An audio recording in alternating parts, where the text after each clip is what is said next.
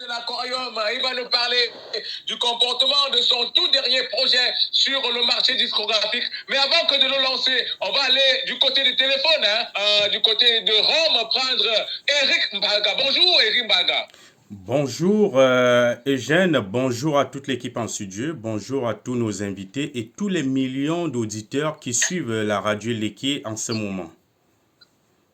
Nous avons été un tout petit peu perturbés par la coupure d'énergie électrique, mais c'est revenu. Alors, Eric Mbaga, comment te portes-tu de l'autre côté de Rome? Je vais déjà dire Eugène, je me porte très bien, merci. Malgré la situation qui ne change pas en tant que telle, mais bon, la santé est plus importante que tout.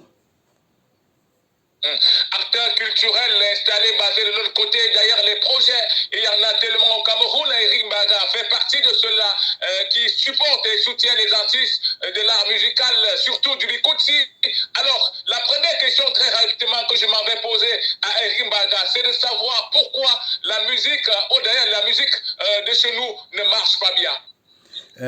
S'il faut déjà dire la vérité, en fait, la musique camerounaise en ce moment boite un tout petit peu par rapport à beaucoup de raisons.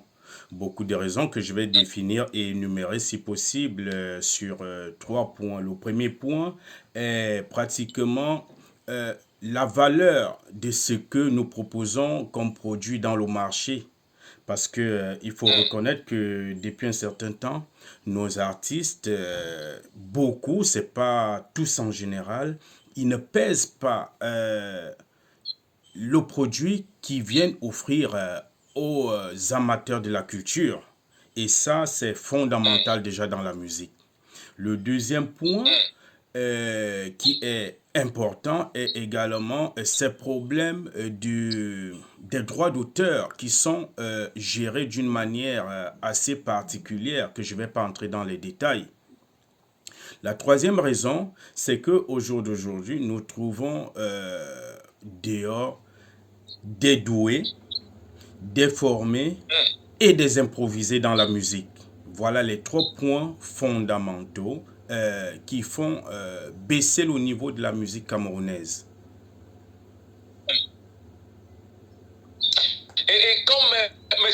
Eric Mbaga, qui s'intéresse d'ailleurs trop à la musique, le monde de la musique, sont ceux-là qui font véritablement de beau temps. Je vais déjà dire ceux donc que j'accompagne dans la musique. Déjà, j'ai des critères assez particuliers quand je décide d'accompagner un artiste, notamment le style et en plus ce qu'il offre à son public, parce que c'est important. Et en plus, je me base également sur sa formation, son parcours.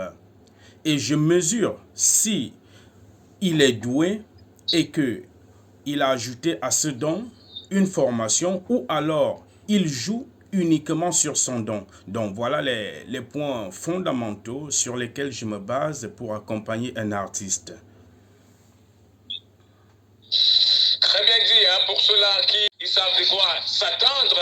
Alors, compte tenu du... Parce que c'est d'ailleurs un sujet délicat et qui nécessite aborder presque chaque fois lorsqu'on parle de la musique. D'accord, monsieur Eric Mbaga, peut-être quelques personnes à saluer avant qu'on ne se sépare. Oui, je vais déjà commencer par Eugène lui-même Tanga et toute la population de la Léquier d'ailleurs que j'aimerais connaître dans les futurs. Et en plus, sans oublier tous ceux qui me sont proches, à savoir qui sont en ce studio en ce moment. Merci, au revoir à vous. Ok, bientôt. Allons-y.